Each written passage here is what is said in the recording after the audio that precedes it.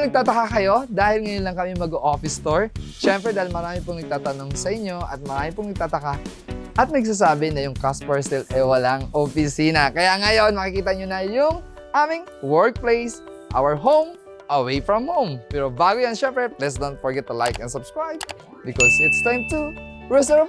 Let's go! Pops, doorbell. Luma ng doorbell natin, oh. Tagal na ng opisina natin, oh. Tinan mo, luma na nga, eh. Hello! Kamusta kayo? Good afternoon. Ayan, so una-una pagpasok mo dito, makikita nyo mismo meron kaming small vendor. Hindi natin small, standard vendor yan. 8 feet yan.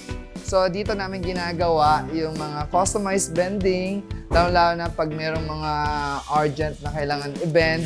Dito na mismo namin yan ginagawa sa opisina. Hindi, kaysa naman antayin pa natin yan or ipapadala pa natin yan dun sa ating planta o sa ating warehouse sa Batangas or sa Bulacan. Kaya dyan na mismo kino-customize. Sa kailan tayong bend?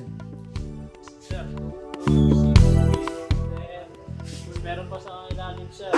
Ito mga 40 peraso yata. Yan, ano. Ito ay ginagamit namin sa stone coated. Ito yung para sa saan? Sa Subic Bay Resorts. Ito, ginagawa natin. So, meron tayong stocks na plain sheet. Kasi normally, pwedeng umilaw dito. Pailawan natin. Wala ba tayong ilaw?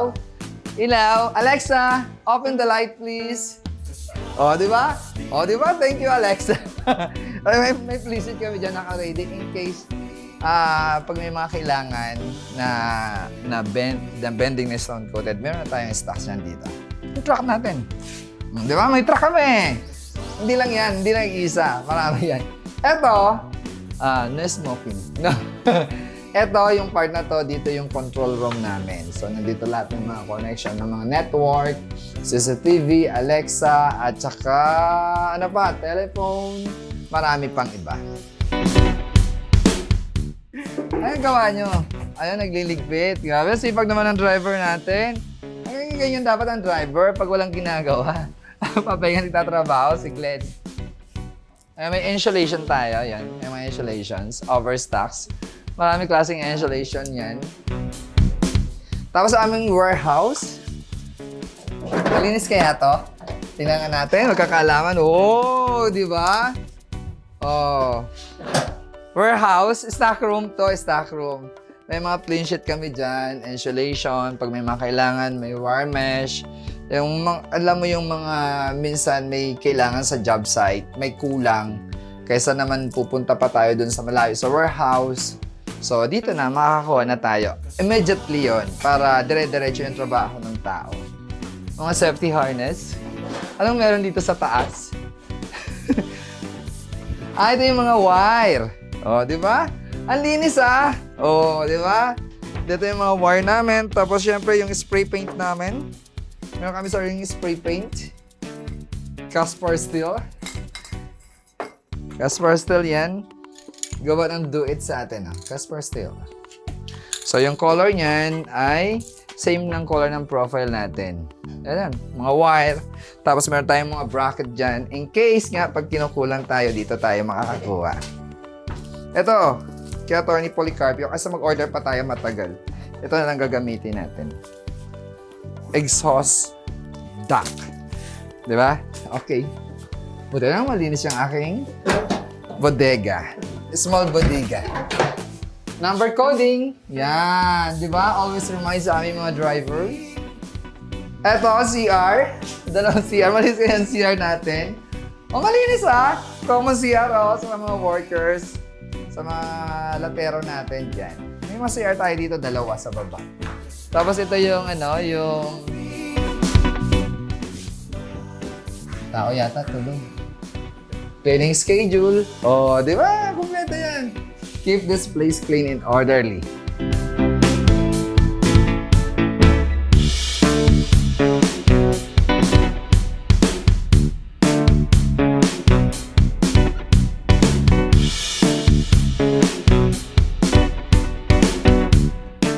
So, ayan, meron kami dito mga plain sheet. Kaya mga plain sheet, tapos minsan may mga sobra kami sa job site, tinatabi namin yan. Kasi normally, dinodonate namin yan minsan sa mga nasusunugan o kaya sa Baguio. Yan. Mga nabagyo. Tapos may mga vended kami dito. Tapos scaffolds. Yung mga scaffolds namin, yung iba nasa job site. Marami ko tayong mga scaffolds tsaka ano. Yung iba nasa warehouse pag malaki ang project. Marami tayo doon. Okay, tara, let's go sa taas. Yan yung ano ng solar natin. Naka-solar tayo. Hanggang taas yan. No smoking. Bawal manigarilyo. Off limits. Yan. Okay, bye. Diba? May opisina kami.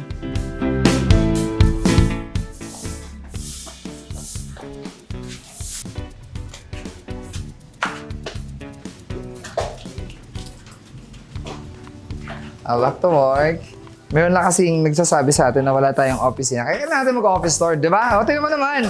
Tubular, tagal na ito 5 years. Eps, by the way, tingnan mo yung product namin, steel decking. Yan. Flat steel decking product namin yan, tapos I-beam. Actually, kinonstruct namin ito during pandemic dahil yung mga tao natin that time walang ginagawa. So, pinakonstruct na lang natin yan. Ay, meron pa tayo. Maliit to. Oh, para sa mga hand tools. Dito lahat yung mga hand tools natin. Sample. Oh, di ba? Baka may mga product yung kailangan dyan.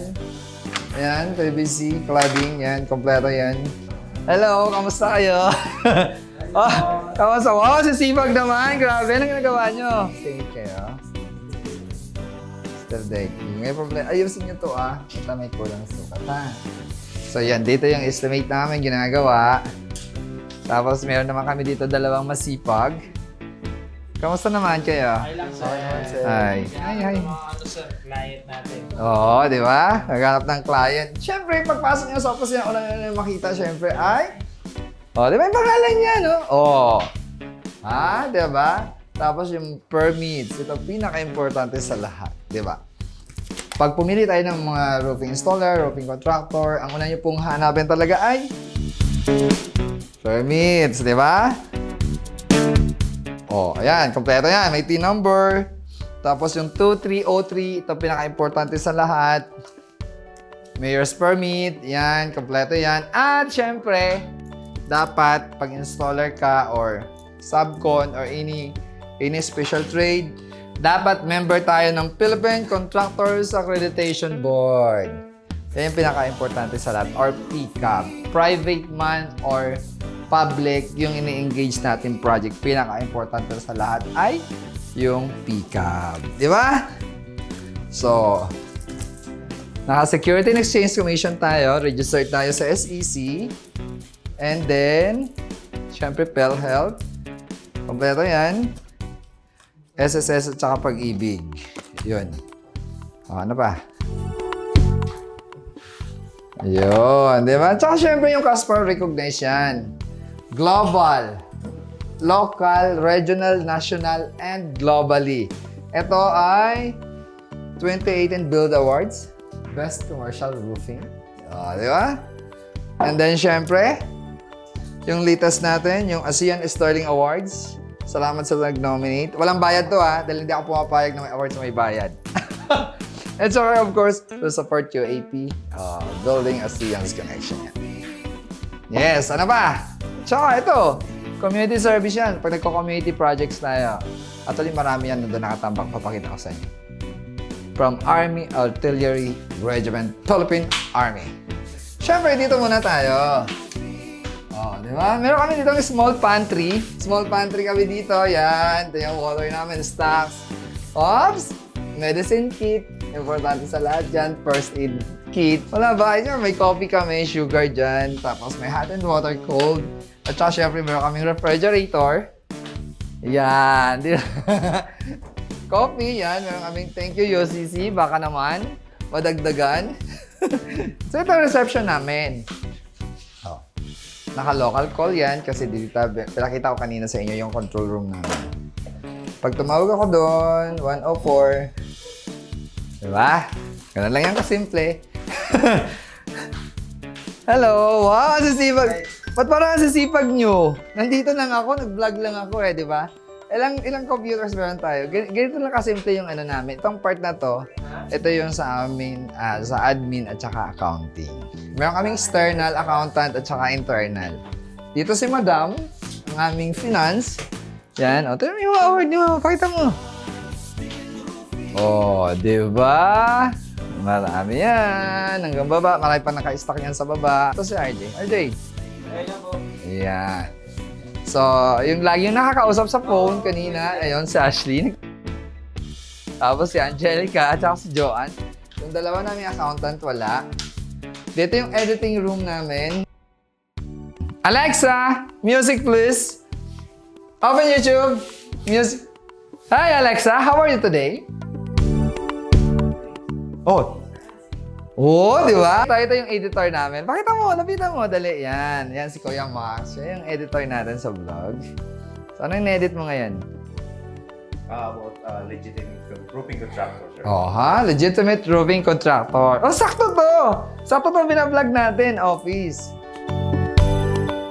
Ay, ang mga list ng ano to yung mga project. Yan.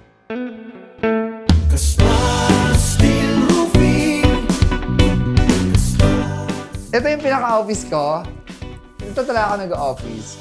Itong part na to, ito yung aming studio for podcast. Yung nga lang hindi pa natatapos. Tsaka syempre, baka may gusto magpa-sponsor yan, mga product. Yun po ang purpose nito. Tulad nito, di ba? Yan, nakaganyan yan. Mga sponsors products yan na gusto magpa-sponsor sa atin during our podcast. Ito, solid to Kahoy na to. Solid to. Matagal na to, siguro mga 8 years na itong table na to. Pakita ko. Solid na solid. Super bigat yan. Promise. Ups, yung sombrero ko. Yan. Meron ako ditong small fridge. Ito, pakita mo. Walang laman. Meron yan, di ba? Yan. Kaya pag may mga client kami na pumupunta, water na offer aside from doon. Tsaka, di ba? Tingnan mo to. Hindi lang yung recognition yung pinapakita ko ng company. Tingnan ba? Ang iyong lingkod naman hindi naman sa pagmamayabang. Simpleng tao lang naman tayo. Hindi naman tayo mayaman. Nagtatrabaho lang tayo para sa ating family at saka sa mga workers natin. So, sa mga pangangailangan natin, yan. Di ba? Yan, legit.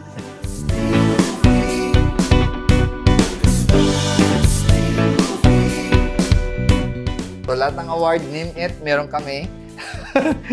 Except yung, may mga award minsan kasi, di ba, na may mga bayad. Sa school, bakit mo sa school? Ito yung mga old gadget natin, mga nasira. Kaya i-repair. Pero ito, okay pa to. Ang problema ko lang nito ay battery. This is my first drone actually. Na nag-start kami magpa-drone, magpalipad. Siyempre, yung mga favorite photos ko from Albert Lee. Yan, nandito. Yung mga favorite places naman na puntahan kong lugar. Nandito yan. Thank you, Paul and Jing. Wish you all the best. Sa Vernaza. Kita mo ta? Yung painting na yun? Ito yan, Yan. Di ba? Yan, puntahan namin lugar. Iba yun. Ay, ito. Meron yan. More on roof yan. Kung mapapasin yung mga part of roofs. Diba? Inspired. Kasi nag-aral naman tayo ng roofing sa ibang bansa. At by the way pala, yung Casper ay member ng National Roofing Contractor Association sa abroad. Okay. Father ko. Yan. Father ko. Yung mother ko, papagawa ko pa lang. Hindi pa nagagawa. Yung wife ko, maganda. Tsaka yung daughter ko. Yan. Di ba? Yung daughter ko, yan. Top model. So, meron ako maliit na CR dito. Meron ako dito ang St. Joseph. Ito ay gawa to ni Castrello. Yan. Metal yan, St. Joseph. Ito ay ibinigay nung blessing ng opisina. So, syempre, may mga client naman tayong mga Roman Catholic at hindi Roman Catholic. Kanya-kanya naman tayong pananampalataya. Meron ako dito yung small CR. Di ba? May opisina kami. Nung sinasabi, wala kaming office. Grabe naman yan. Painting. Mahilig ako sa painting. Mangolekta akong painting. Mga collection talaga. Nangongolekta talaga ako ng painting ito. So yun. And by the way, itong table na to, ito naka-reserve na yan sa daughter ko. Kasi magdidibo siya. So, after ng debut niya, automatic member na siya ng board of director ng Caspar Steel. Kaya naka-reserve na yan sa kanya. Diba? So, bago siya pumunta ng Amerika para mag-aral, may sarili na siyang office. May sarili na siyang table. Ito na magiging table ko at saka conference. Conference namin pag may ka-meeting ako, pwede na dyan. So, doon, siya na talaga nakaupo. Wala tayong magawa. Nandun na yung picture niya eh.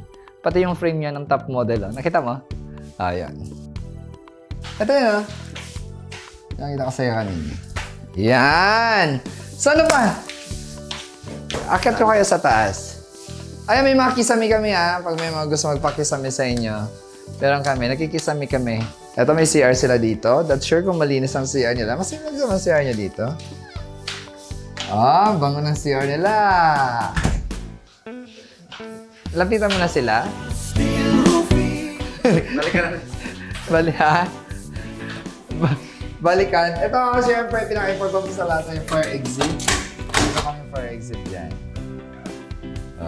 Tapos, yung aircon condenser namin, hindi nakadikit sa wall yan para yung leak. Gamit namin dyan ng roof ay clip lock, kaya walang leak yung aming lower roof. Tapos, yung spandrel namin, pag yung spandrel natin, super ganda. Diba? 6 years na yan. 6 years na actually ito. Kasi sinimulan ko yung start pandemic. Meron kami access pataas. Yung taas namin ay siyempre,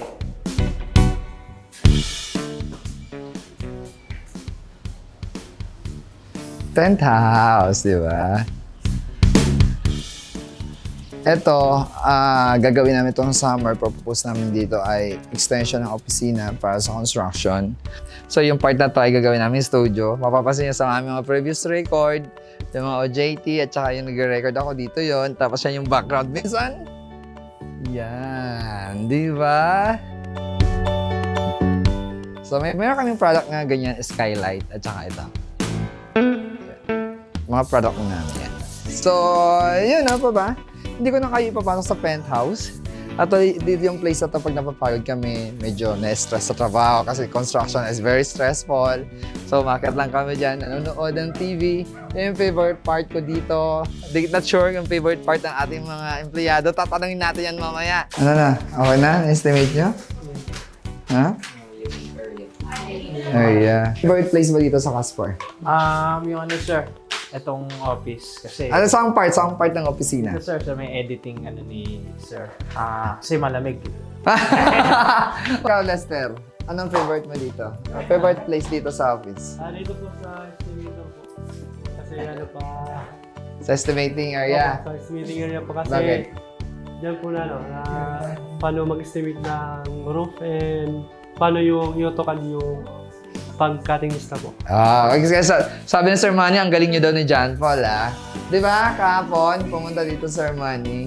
Kasi detailed daw kayo nagsukat. Unlike daw yung ibang roofing installer, basta sinukat lang, tapos nagpalipad ng drone. So, nung nagpalipad ng drone, na-impress na sila doon, pero hindi nila alam na pag nagpalipad ng drone, hindi mo po ma-identify lahat yon at hindi mo makikita kung anong problems ng roof nyo kasi mataas po yon. Even before or after, hindi nyo talaga ma-identify kung maayos yung pakagawa ng roofing. Lalo pag drone, makikita lang yan pag naka-focus po yung camera. Tama? So, huwag kayo masyadong ma-impress sa mga drone na yan kasi kahit kami nagdo-drone kami, pero kami nagpapalipad ng drone before the projects or after the projects. For completion lang po yun. Pero yung quality ng gawa at saka yung status ng problema ng roofing nyo ay hindi po makikita yon sa drone. Kasi malayo. Kumbaga, yung tao nga parang ang liit na pag tinignan sa drone, di ba? Pag tinignan mo sa taas. So, how much more pag maliit yung gutter tapos papalipar ng drone, di mo siya ma-identify na maliit yung gutter or malalim or mababaw. Di ba? Dahil nga sa drone, mas pinaka-importante sa lahat yung nakafocus talaga yung video. Pag na-request yun lang naman yun na kuhanan ng video.